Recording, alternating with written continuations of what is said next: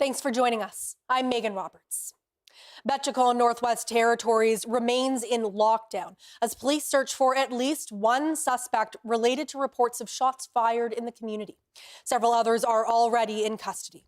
Behchoko is about 100 kilometers outside Yellowknife. About 2,000 people live there. Devin Tredinik has been following the situation closely, and he joins me now in studio. So, Devin, what can you tell us? Hi, Megan. At about noon today, police began searching for 5 or 6 individuals. Officers say they were armed with long guns. The 2 schools in the community are in lockdown, and students were not sent home at the end of the day. Just after 4 p.m., police provided an update, and as you said, they say a number of individuals have been taken into custody, but they're still looking for at least one suspect. What do we know about how this whole situation evolved, Devin? Yeah, so earlier today, RCMP said they believe this was a targeted incident, and they haven't said much more beyond that. They now say they've contained several residences in the community, but it remains under a shelter-in-place order. That means residents should stay inside and stay away from windows and doors. And both RCMP and the chief of Behchoko also asked residents not to share video or photos of police action on social media because that can endanger lives. So you had mentioned that the kids couldn't go home from school today at their regular time. What's the latest on that? Yeah, so schools and daycares in the community have been on lockdown since the start. And now they say students will remain in place until police give the all clear. That means they weren't let out at the regular time, and parents or guardians should not try to pick them up. The doors will only be unlocked for RCMP. Okay, thank you so much for your work on this, Devin. Thank you. For more on this, I reached the chief of Behchoko. She's on her way back to the community from Toronto. We spoke earlier. Just because this is an ongoing situation, I'm going to timestamp our conversation. We're having this at 4:43 p.m. So with that in mind, Chief Rebecca Zoe, can you just tell me what you know right now about the situation on the ground in Behchoko? The situation in Behchoko is that it is an active situation right now, and so I can't really comment on what's happening in Behchoko, but they've been actively looking at places and looking for what people that are involved in what's happening in Ray right now. Okay, and to your knowledge, the orders right now are still for everyone to stay in place. Is that correct? Yeah, the community is in a lockdown, and so people should ideally stay at home and just lock their doors and that for now until the order or the lockdown is lifted. Do you mind repeating the update that you were able to give, as well as what community members should be doing in Iqaluit? Radio da Behchoko watia zone ni do get zone de zone da buti hi do ha ke get it's on do be break the in the two and ita adenizia hode how what the shutdown kidi would that get little. And what should community members who are in Yellowknife but live in Behchoko do right now? They're still able to come home. There is check stops, I think. Again, I have to confirm that, but people can still come home. Okay. And what have you been hearing from community members? Well, as you know, I've been posting a lot about all of the drug activity in our community. And it's no secret. I just recently posted last week or early this week about how I want to work on addressing the drug dealers and drug issues in our community. And so people are reaching out. We all know who is the dealers in our community. And so people are reaching out and sharing information. And so,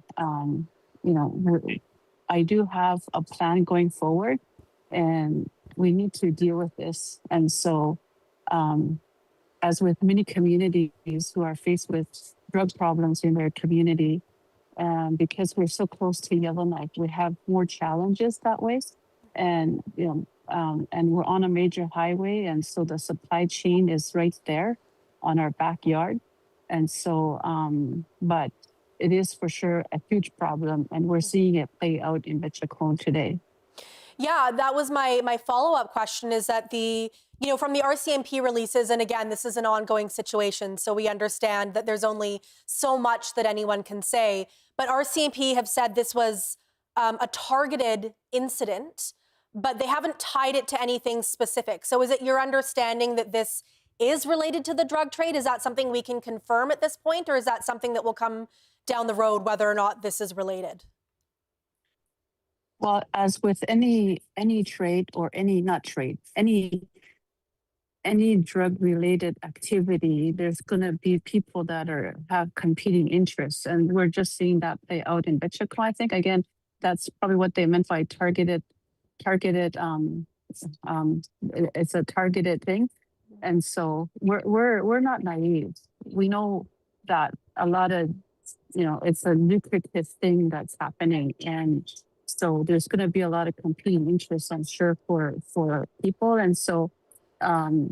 How big it is when at the end of the day, it is a huge thing. And so we need to make sure that our people are safe and our community are safe, and that people can share information so that we continue to deal with drug dealers and cut off any supply that they get to the communities. And so of course we're going to ruffle a few feathers. Well, many big feathers are going to get ruffled through this thing, and so we need to prepare for that. Okay. And Chief, finally, do you have a message you'd like to share with the people in Behchoko right now that are going through this? Di gukun Behchoko da gutin hi faz gutin de get saison na di si hani gi nai di si e du ho gutin hani na gift si equinile e fedze hata gidzen la kovia hante e ditzen wo he ho wo da gutin si e saison de khwati ne zinde kati it's as you have put in the sitson dia sanele sitson dia sanele amne sitson good disi duzi dai sanele hanyo kwati hanigi hiala ta hante it's masi son sitson kwati sitson mi sitson si ko masi hante hani zon ta zon konda nizin ko ke ko ani de ha good dia hante it's on na hi ke wita de ditse hanyo ko sitze ta na hiu na ni ko he na hiu ya tionde it's on ditse hatsun ko mo to kon na no ta hande hani ko isa hanyo so so ga ta da honi de ga na hiu ga tsum ita so masi hande masi ho. Masi, thank you so much for your time today. Thank you. Staying in the NWT, leaders in Colville Lake want RCMP officers to visit their community more often. They say the presence of drugs is an ongoing concern, and officers haven't visited in 3 months. Tamara Merritt reports. Joseph Kashan says it's been 3 months since RCMP visited the community. Kashan is Colville Lake's senior administrative officer. He says that even before their last visit, their monthly stays would only last a few hours. Kashan says this is worrying because of the ongoing drug trade in the community, and that council has reached out to the federal government to fund a program of their own. When they're needed, they're not here, so it just doesn't seem to be working out. So we're going to have to kind of take some extra steps ourselves. Ryan Kashan is a counselor in Colville Lake and a parent. He says the extra steps could include community police or bylaw officers. Plans haven't been finalized yet, but Ryan says something has to change. Sometimes I kind of worry about my kids and other kids. I kind of worry about them because there's so much drugs coming in, and people are doing drugs, and the kids are the ones that they fall for it easy. In an email to CBC, the RCMP say they haven't visited the community since January due to last-minute staff unavailability or aircraft issues, among other things. Police say if there is an urgent issue, they'll respond immediately. Tamara Merritt, CBC News, Yellowknife. The Nunavut hunter reported missing near Nauyet has been found alive.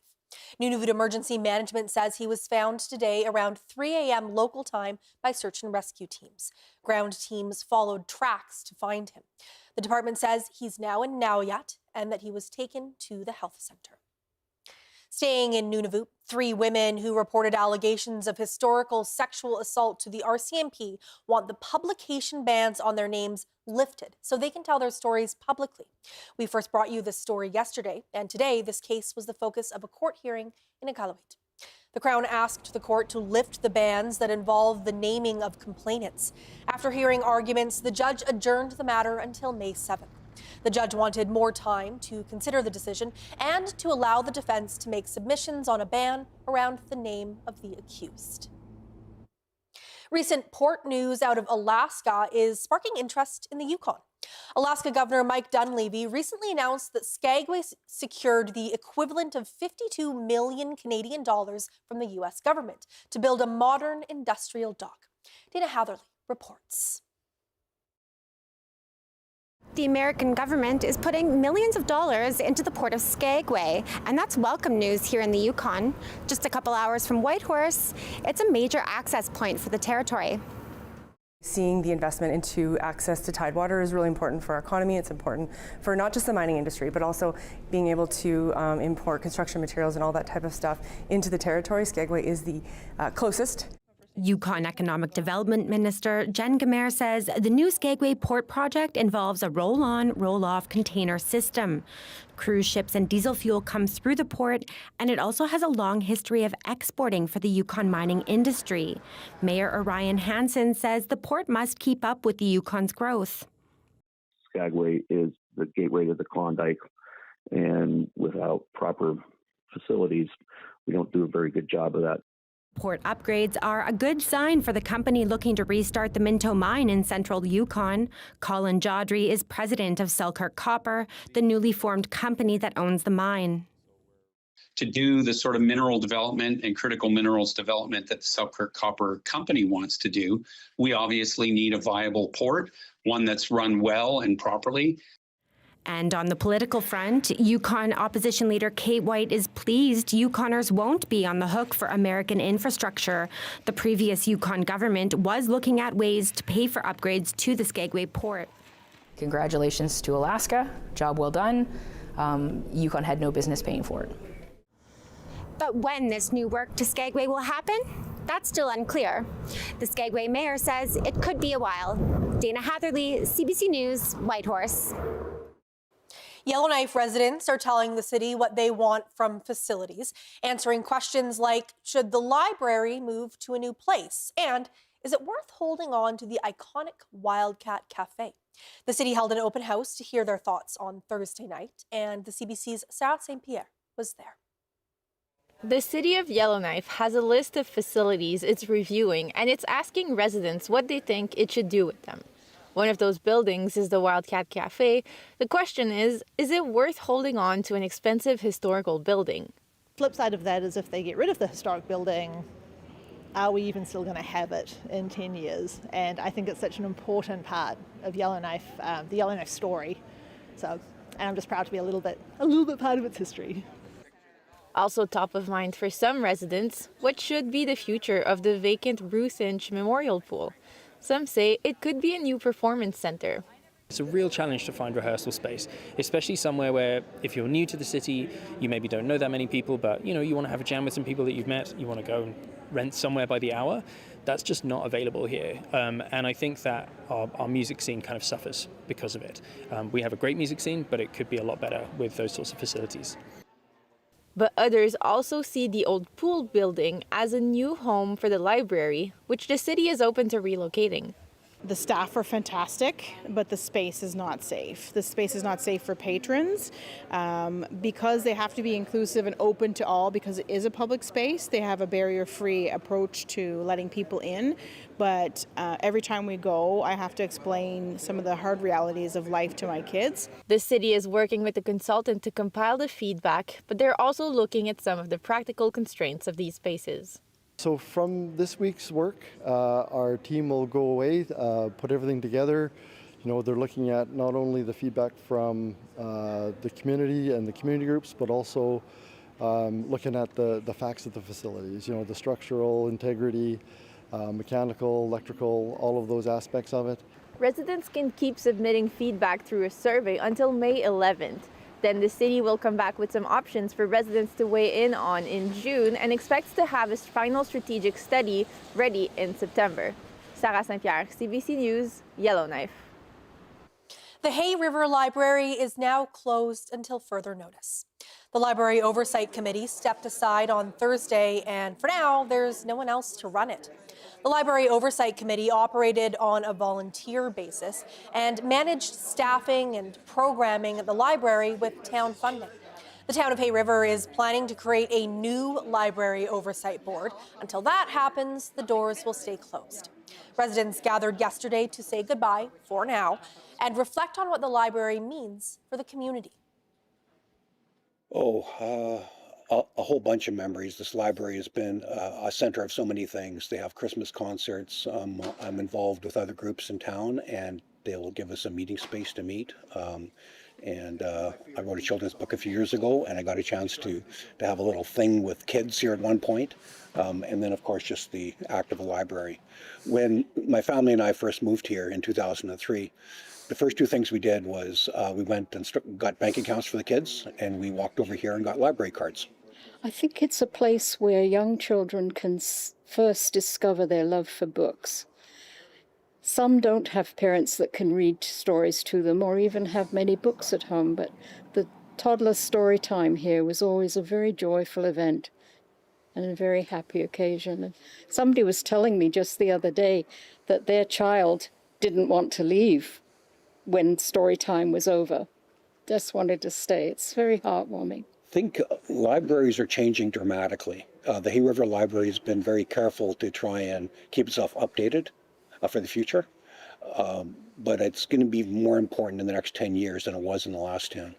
And so the library needs to rethink itself to be of real value to the community. There's so much information in digital sources these days that the library's got to rethink how it can connect with its own citizens and residents and users. There's nothing that can really take the place of a community library. It does so many different things. So much more than just taking out books. Hay River residents also celebrated the retirement of the community's head librarian, Marnie Twig.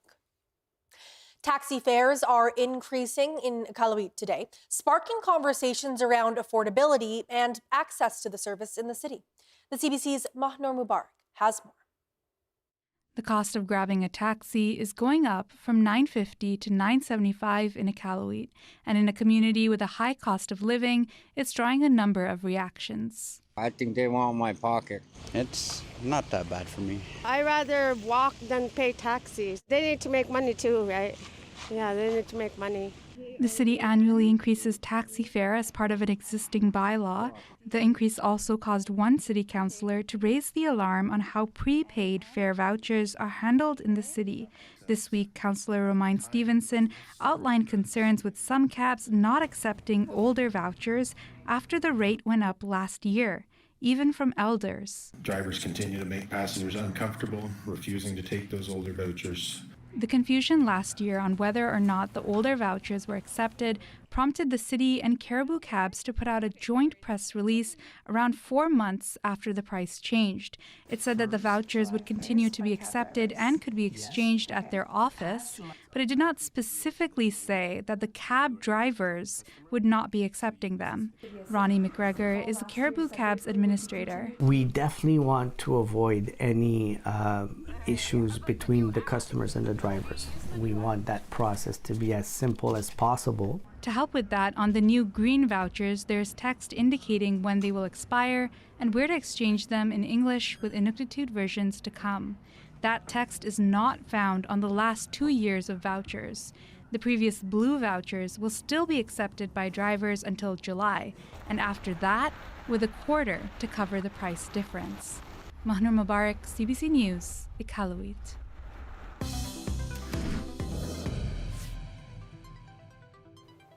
Many Canadians know the history of how white settlers ended up in Nunavut, but little is known about the Black people on those voyages.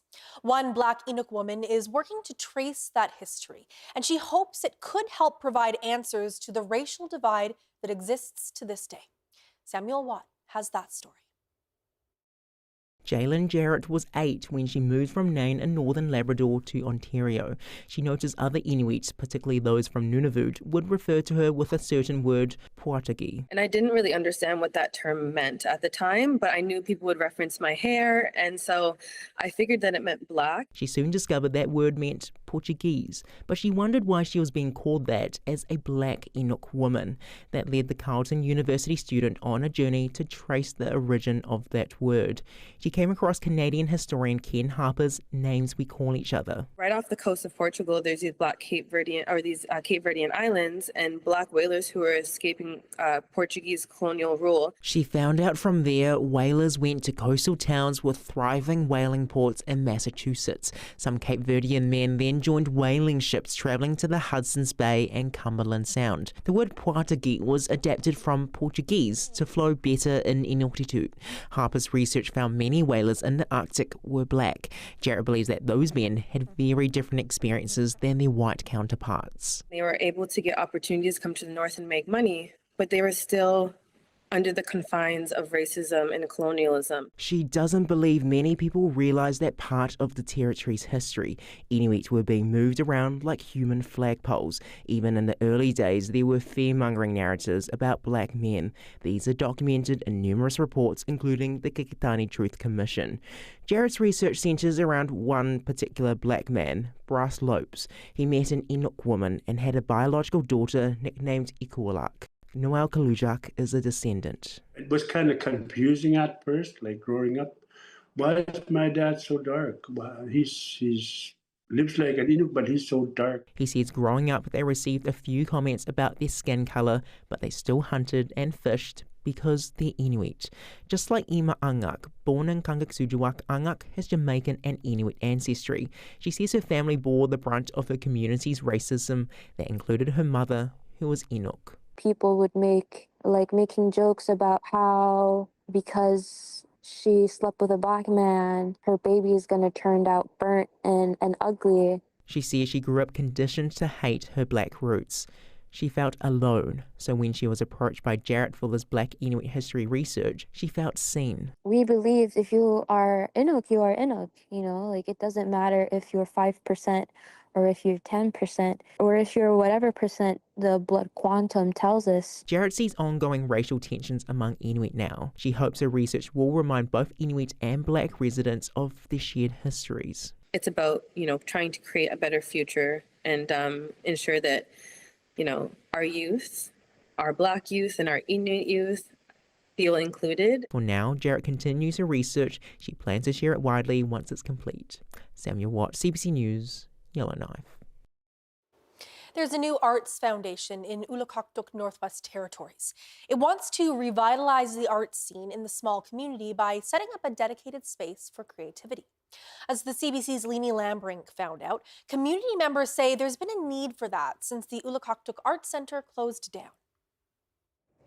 The Iqaluit Arts Centre is in the heart of the community, and it was once the heart of the community, a place where people could come and sew tapestries, make prints, carve stones and bones. They had a beautiful, beautiful print shop with big, beautiful windows facing the ocean where they could work.